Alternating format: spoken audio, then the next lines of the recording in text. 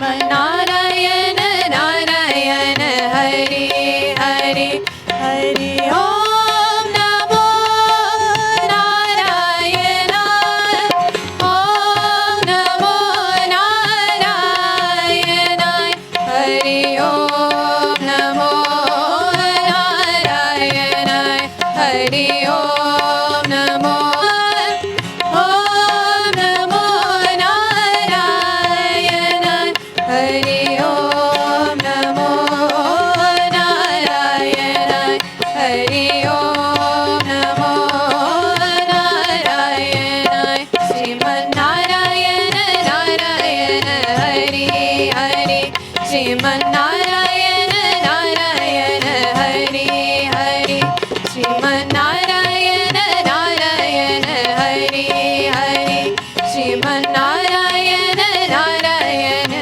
Hari Hari Tere Leela Prabhu hai Nyari Nyari Hari Hari Tere Leela Prabhu hai Nyari Nyari Hari Hari Srimad Narayana Narayana Hari Hari Srimad Narayana Narayana Hari Hari Srimad Narayana Narayana Hari Hari Srimad Narayana Narayana Hari Hari Hari Om Namo Narayana Om Namo Narayana Hari Om Namo Narayana Hari Om Namo Narayana Hari Om Namo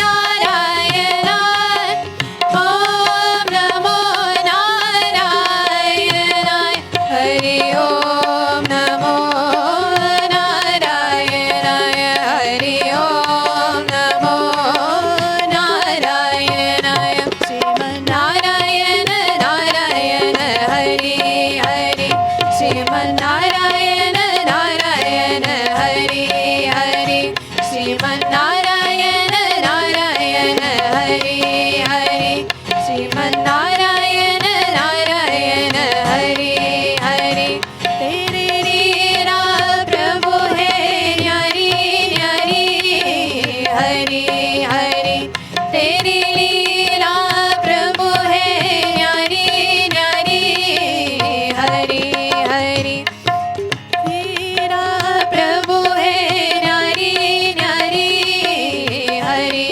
Hari Srimad Narayana Narayana Hari Hari Srimad Narayana Narayana Hari Hari Srimad Narayana Narayana Hari Hari Tere Leela Prabhu hai Nyari Nyari Hari Hari Tere Leela Prabhu hai Nyari Nyari Hari Hari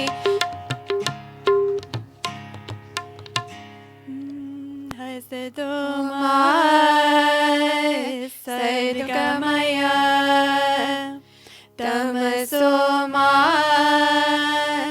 Jyotirgamaya Mrityorma Amritam Gamaya. All together. Om Shanti Shanti Shanti.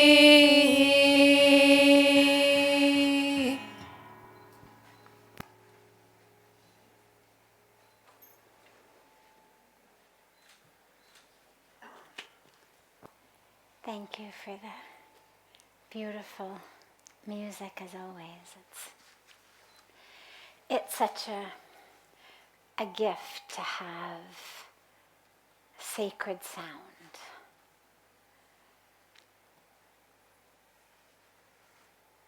A lot of us, particularly from the West, where music is just something we do to be entertained, we don't realize the impact of sound on us. I mean, we may think, oh, I love this music, or oh, this music makes me happy, or I don't like that music. But we don't really realize the impact of sound the way that here in India there's such a science of the sound. And when you think about it, what you realize is, well, of course, because sound is energy. Light is energy. Electricity is energy, right? Nobody doubts the impact of light. We know the impact of the sun on us versus darkness on us. We know the impact of light that's too bright.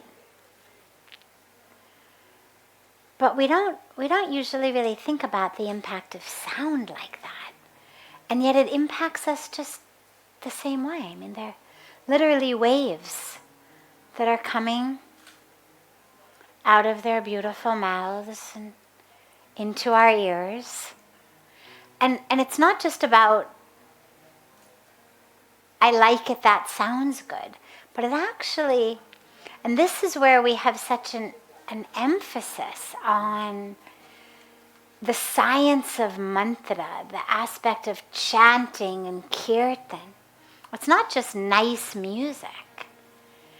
It's actually energetically changing us. It's actually going into our brains and our bodies and changing us. So whenever you have the opportunity to chant kirtan, be in the presence of kirtan, it's a beautiful, beautiful opportunity.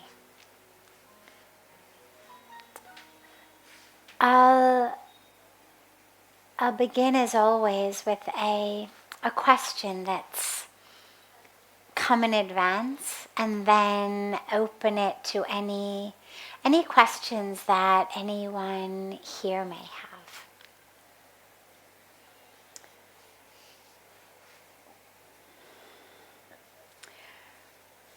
What is the relationship between love and power?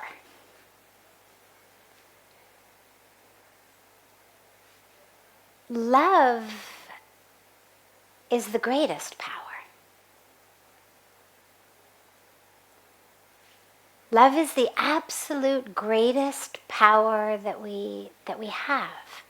When you don't have love, you use all of your other power to get love.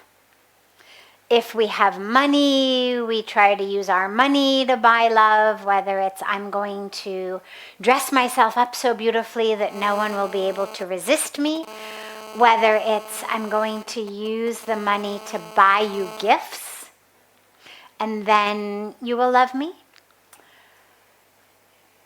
or whether it's I'm going to convince you, I'm going to use the power of my words, I'm going to force you to love me, the power of my power. But what we know is it never works. Has anybody ever been able to buy someone's love? Have you ever heard of it working? Has anyone really fell in love with someone because they gave you something? And it's tragic because we literally, what we want at the core of our being is love. And we do everything to get there. If I have this job that I hate, but I'm going to keep doing it even though it's, going to kill me because it's completely out of alignment with what I think and believe, with all my ethics and values. But if I do it, I'm going to get money. And if I get money, then I'll have nice things. And if I have nice things, then people will like me. And if they like me, then presumably maybe one of them will actually love me. Or I'm going to keep doing this job because with this job comes power or fame or acclaim. And if I have that power and fame and acclaim, then I will be something. And if I am something, then people will love me. But any of you sitting in here, have you ever loved someone because of the money they had? Has anyone in here ever loved someone because of money they had? Has anyone in here ever loved anyone because they were powerful or famous?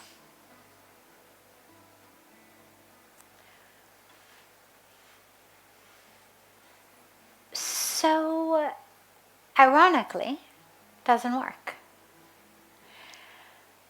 And here's what's even more tragically ironic. If instead of pura chakar lagake to get back to love, if instead of going way out of our way in order to find love, we actually simply became love, what we would find is A, we had love, which is what we'd always wanted, and B, we had power. Not the type of power to wield over people, to make them do what we want. But again, remember, we only want them to do what we want because we think through that, I'm going to be happy. I only need you to act according to my way. Because I think if you do, then I'll be happy. If you don't, I'm not happy. And if you do, then I'll be happy.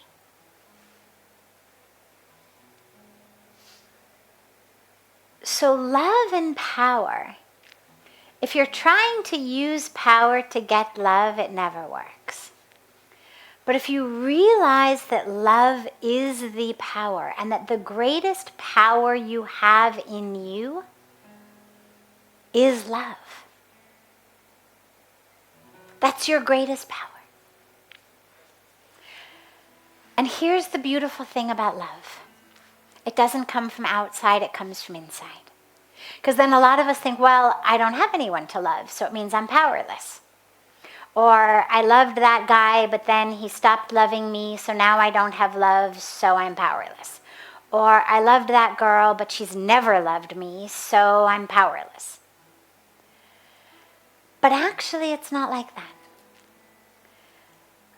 Love is something that we actually create within us. On a deeper level, we're actually accessing that which already exists. Love is who we are.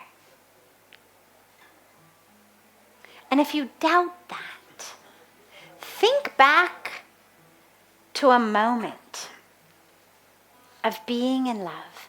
Close your eyes for a moment and just think back to a moment of being deeply and completely in love. Just take a few seconds and hold that moment in your mind and heart. Okay, open your eyes. What did you feel in that moment? When you feel love, when you think back to that moment of love, what do you feel? What do you feel? Well, we know you feel love. What else do you feel?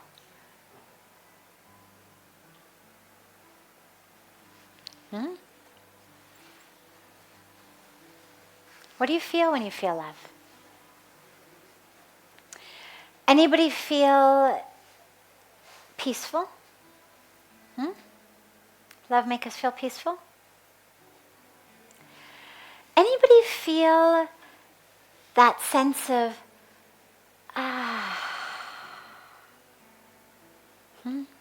like you've just sort of slipped into a warm bath for the soul?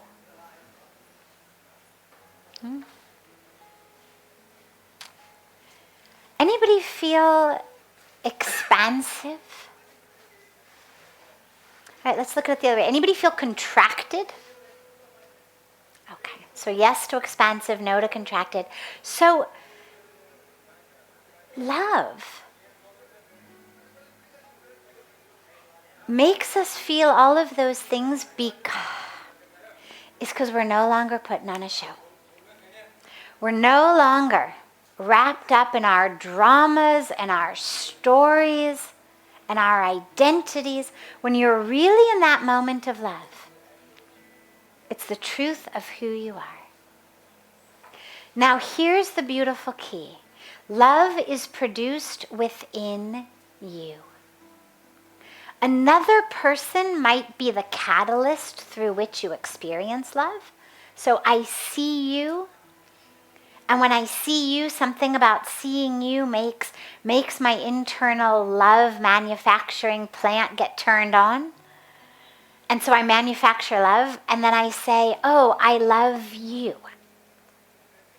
And that may be true, I may love you, but my love isn't dependent on you.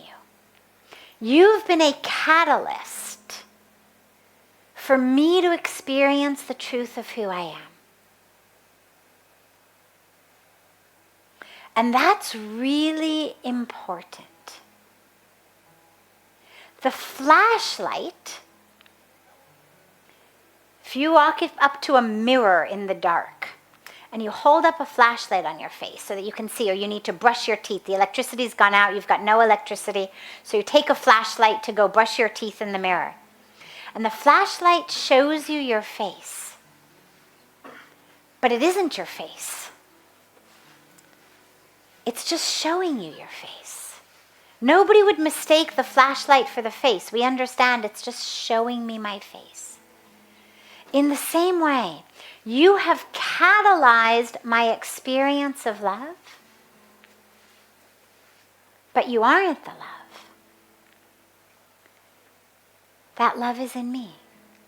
And the reason that this is so important is it means regardless of whether anyone loves us back, regardless of whether we have a loved one or a beloved, especially a romantic beloved, it doesn't matter. If you want one and you have one, fine, great. If you want one and you don't have one, don't worry, it'll happen. Just turn on your own internal love manufacturing factory and you'll exude love and it'll draw love, it'll happen.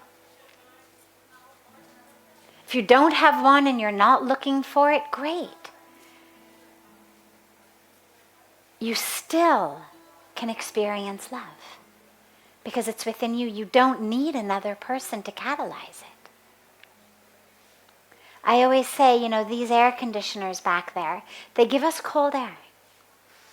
You people on the couch in the back, you're getting the most. Me up here in the front of the room, I'm getting the least.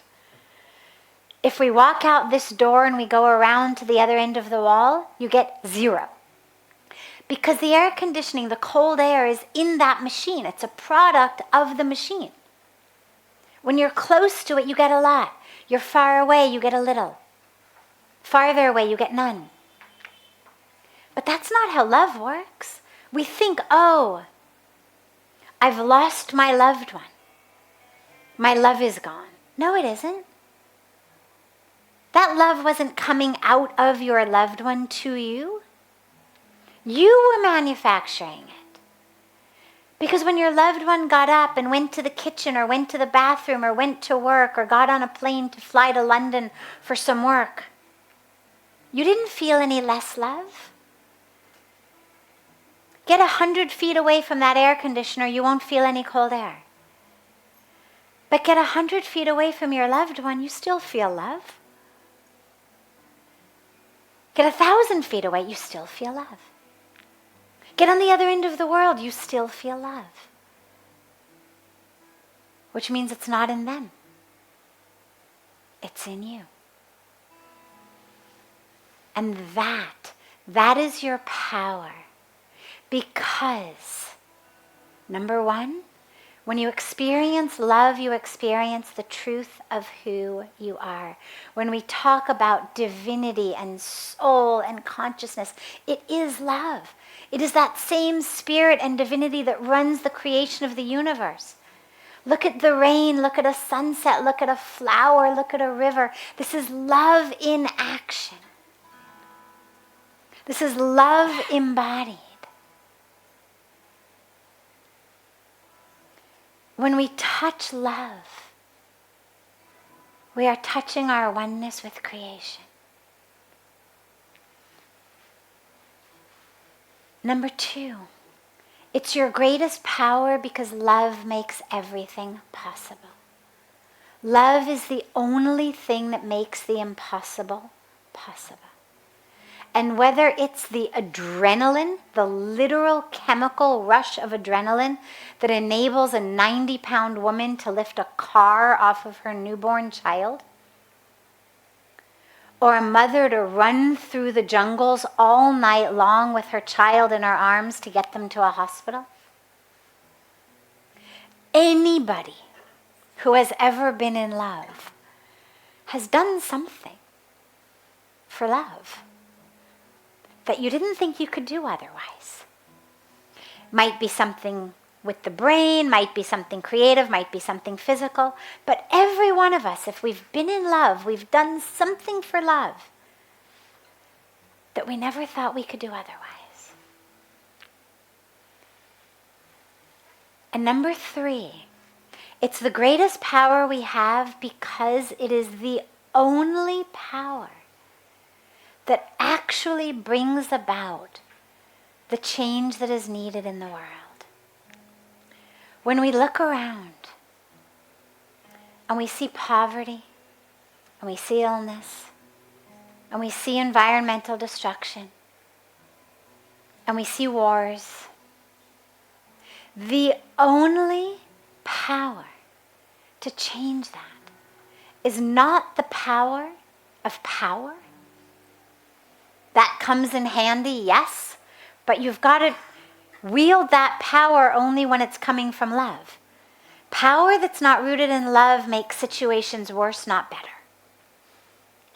Because power that's not rooted in love separates. And separation is the core cause of everything that is going wrong in our world. We feel separate from ourselves, from each other, from people of other colors, other races, other religions. We feel separate from Mother Earth. We feel separate from future generations. It's what's bringing about everything raining.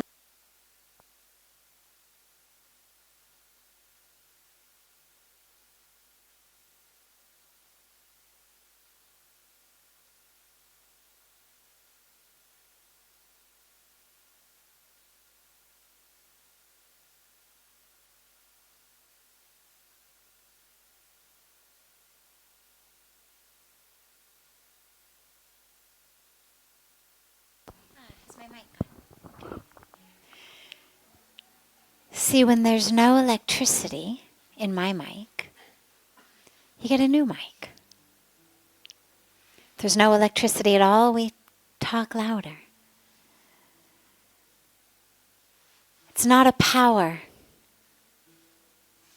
that's infinite. We can always figure out a workaround with the lack of electricity. But when there's a lack of love, there is no workaround. As anyone who's been in a loveless marriage knows. As anyone who sees what's happening in our world today knows. And so our greatest calling, we talk a lot in here about waking up to the divinity of who we are. And when we touch that, we touch love. And lastly, I could go on all night about love, but I'll end this question here. If you're looking for God, you're looking to experience God, feel God, know God, and if you're not able to do it easily, if it feels very, very complicated, like I sit down to meditate, but I don't feel God, don't worry. Just feel love. Find someone to love. If you can't love God, don't worry. if you can really love anyone, you are loving God. Because if it's real love, what you're loving is their essence. If what you're loving is their body, that's called lust.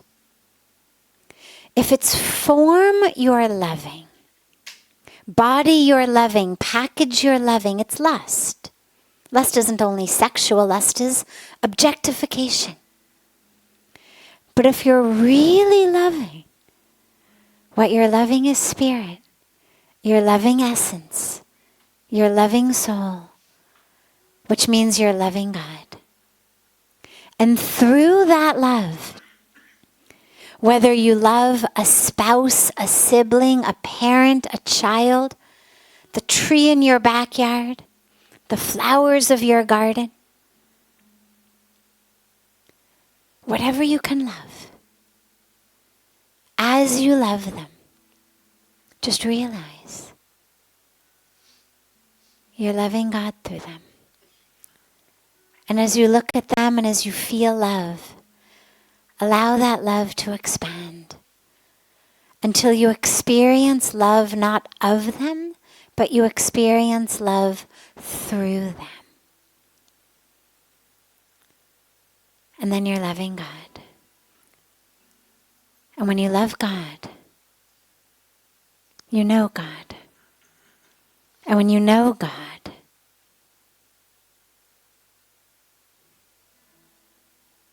that's all the power in the world.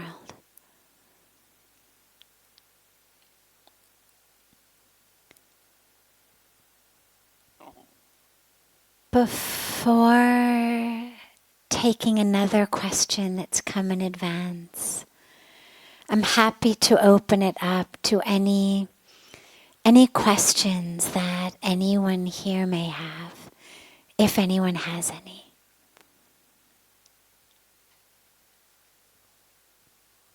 Yes.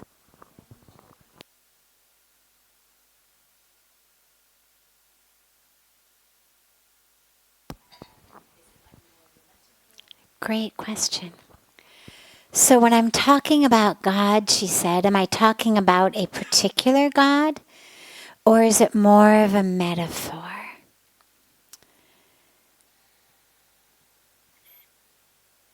Neither. And everything.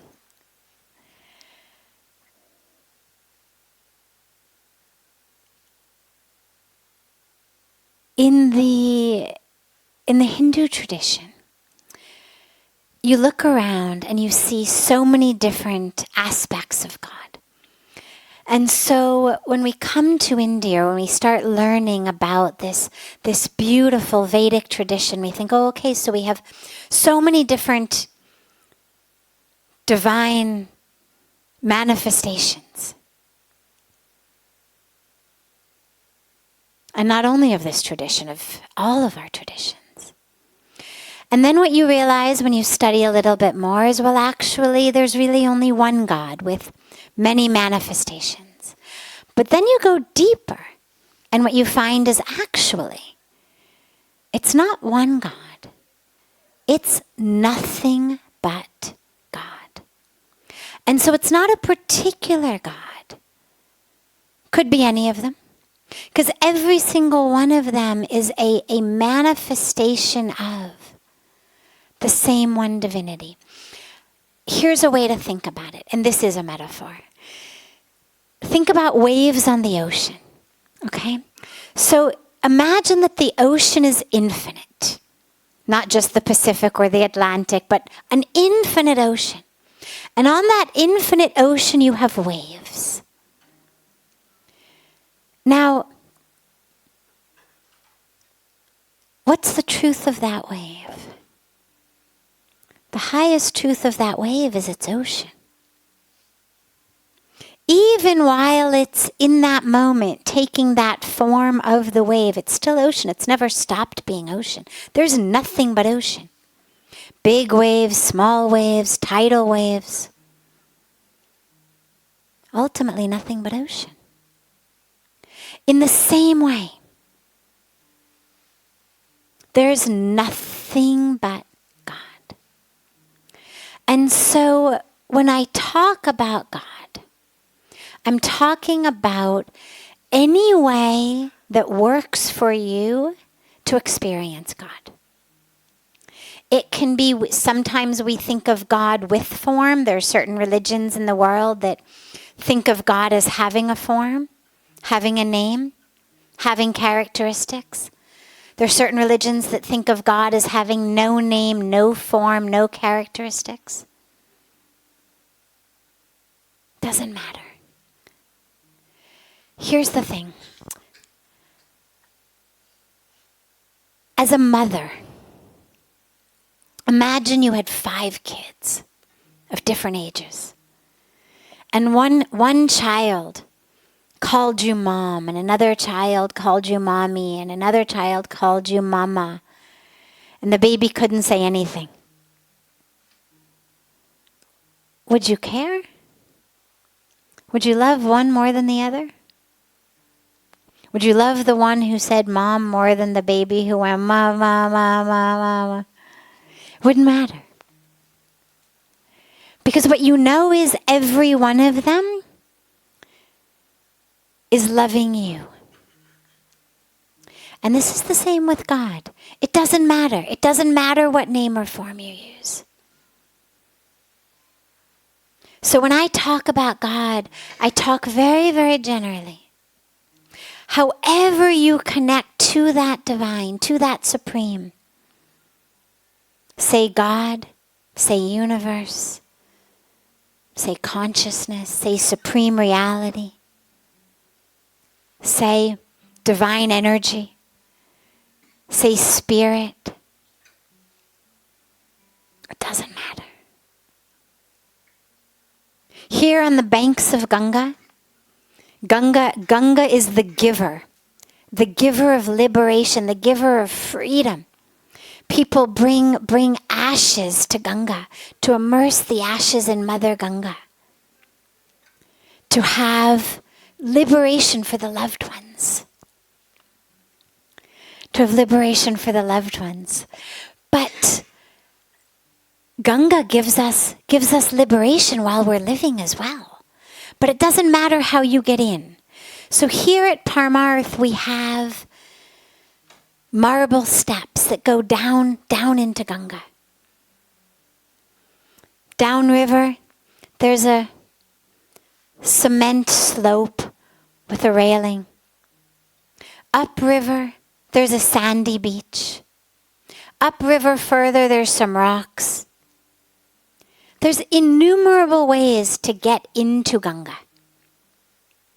Doesn't matter. Get in however you want. Ganga's not offering extra blessings to people who get in one way compared to people who get in the other way. Doesn't matter. What matters is just get in. And it's the same thing with God. Don't worry. God's definitely not just a metaphor. God's an existence. But however you connect to God, we use metaphors because we can't explain God correctly. There's no actual way to use words to describe the wordless.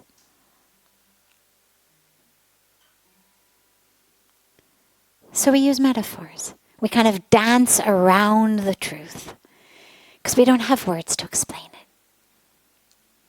So metaphors can point us there. But when you get there, it's very real. And so I would say use whatever metaphor works for you to get there.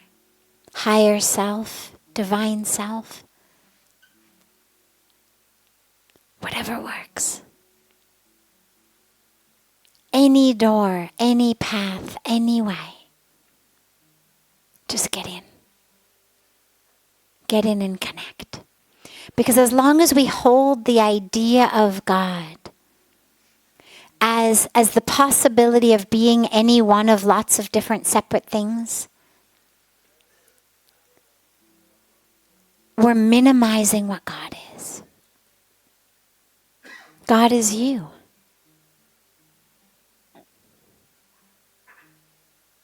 That's not a metaphor. God is every one of you. We're waves of the ocean. And our highest calling is to know that and experience it.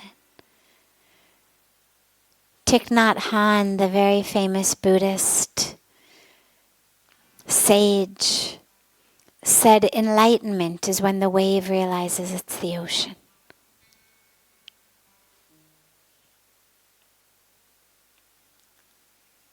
So go in, whatever name, whatever concept, whatever way works. But dive deep to a place of experience.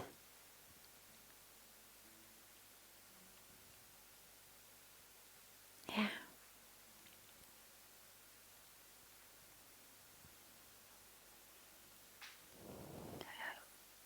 We have time for one more question.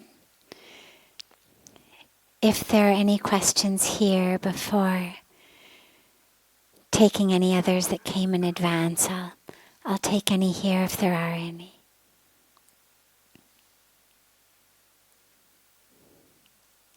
Yeah. My question is, what spirituality in real is, and what is the difference between reality and spirituality? Great. What is spirituality in these days, like the modern times, right? And what's the difference between spirituality and reality? Spirituality is reality. There are two ways of looking at the world. One is that everything is made of matter. Okay? The other is everything is spirit. Now, they're both true. Going back to the earlier metaphor about the wave in the ocean, they're both true. Just because the wave's highest truth is ocean doesn't mean that the wave isn't true. Take a surfboard, go out into a wave, and if you don't know how to surf, you'll discover the truth of that wave. Try to go out and swim in a tsunami. You will discover the truth of the wave as you die. So it's very real. When we say its truth is ocean, that doesn't mean that there isn't a truth of wave as well. There's a truth of the mouthful of sand that you get when, if you didn't die, it just slams you face down into the sand. There's a truth of how out of breath you are. But the highest truth of the wave is ocean. If you look at a wave under a microscope, what you see is ocean. Similarly with us, and with everything in the world, a person, a tree.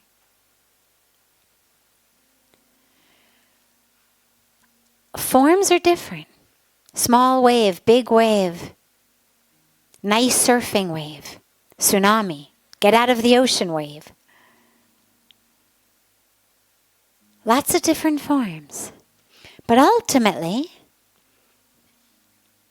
look at any of us under the divine microscope. We don't have one of those yet, but we're getting close. We now have electron microscopes, so at least we can see beyond blood cells. We can now see down to a level of energy. If you could look at any of us under a divine microscope, what you'd see is, soul. So there's two ways of looking at the world. Matter, form. Spirit, content. And it's not about right or wrong, but it is about higher truth. And the reason that spirit is higher truth is it doesn't change. Matter keeps changing. The shape and size of your body keeps changing. How much it earns keeps changing. What it can do keeps changing. As anybody over the age of, 40 or 45 knows when you try to do certain athletic feats that you did when you were young. The body at 45, 50 is not the same as the body was at 20. Doesn't mean it's better or worse, just means it's changed. Our bodies keep changing. Spirit doesn't. Our roles keep changing. The jobs we play keeps changing. Our relationships keep changing. My size, my shape, even the color of my skin keeps changing. I sit in the sun too long, I get a very distinct red color of my skin. Keeps changing. Spirit doesn't.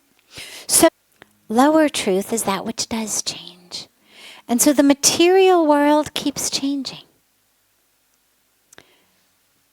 So spirituality is the higher truth. Doesn't change. But as we move through the world, we use both of our sights. We look at form. So as I walk out of this room, I have to be careful not to trip over that table. I need to be aware of the size and shape and position of my body, particularly in relation to the table, so I don't trip over it. So you move through the world, you're aware of the size and shape of your body in relation to other people. We're aware of the roles we play. We're aware of our material surroundings, no problem with that. But we don't identify as them. So I'm aware of where my body is in space. I'm aware of how tall it is, approximately what size it is. I don't wear pants, but if I needed to buy pants, I would have to have some idea of approximately how long are my legs, how round is my waist. But I don't identify as it. I can see it, but I don't identify as it. And so the highest reality is spirituality. Like the highest reality of the wave is ocean. But we need to be aware and skillful with navigating the material world, the same way that you need to be aware and skillful of navigating waves that are going to drown you, or at the best give you a mouthful of sand. Just because its highest truth is ocean doesn't mean that we disregard the form of the wave. So my highest truth is soul, spirit. But I'm aware of the body. When I see you, when I move through the world, instead of identifying you as your body, as your size, your shape, oh, he's, too tall, too short, too fat, too thin, I identify as soul. Soul. I remember when I first came to India, in my first year, we went to one of the English medium schools in Rishikesh. They were having their annual day. And each of the classes put on a dance performance for us. But the littlest kids hadn't yet gotten good enough in English to do their dance in English. They were the, pre-kindergartners, 3-4-year-olds. And so they did theirs in Hindi. And it was a little dance, and it was very cute. And I'll translate into English in a moment, but it works much better in Hindi. So I'll give it in Hindi first. So the dance was a little girl, and she was all decked out in like full-on marriage gear and, the clothes and the bangles and the whatnot. And 2 other kids played her parents. Remember, they were all 3-4 years old. And one by one, they would bring out a little boy. And the little girl would dance, and she sings, "Acha gad ka ladka hai, lekin thoda sa mota hai." Mahi shaadi nahi karungi, nahi karungi, nahi karungi. And she'd dance, and then the parents would take the boy out, and then they'd bring in another boy, and she'd say, Acha gad ka ladka hai, lekin thoda sa patla hai. Mahi shaadi nahi karungi, nahi karungi. So one by one, of course, the parents bring them all.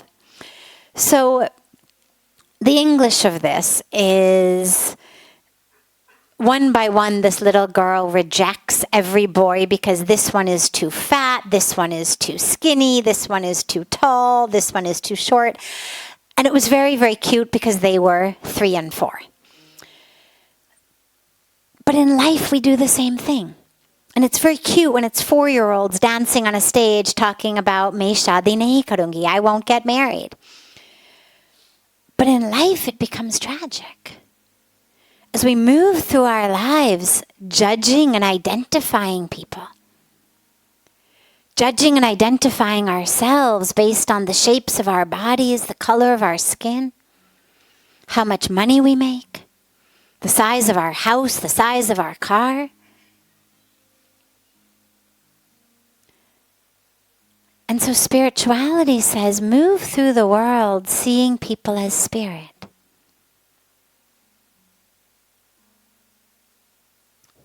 As you see yourself as spirit. They have a body. Be respectful of their body. Don't bump into it. But don't identify them as it.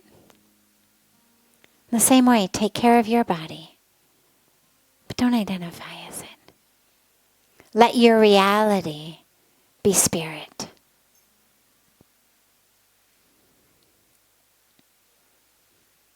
You'll see the difference it makes in your life.